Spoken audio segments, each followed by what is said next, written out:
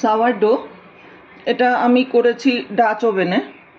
তো যেহেতু আমার মেজারমেন্ট আর ডাচ ওভেনের সাইজ অনেকটা ডিফারেন্স, মানে পাউরুটির ব্যাটারের কোয়ান্টিটি আর ডাচ ওভেনের সাইজ, ফলে রুটিটা দেখতে এরকম গোল হয়েছে, কেকের মতো।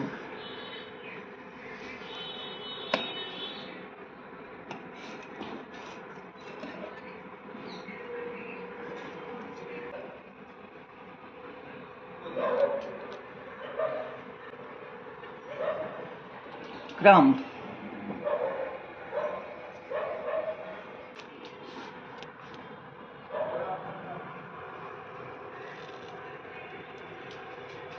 এটা খাওয়া হবে গুলাশের সঙ্গে।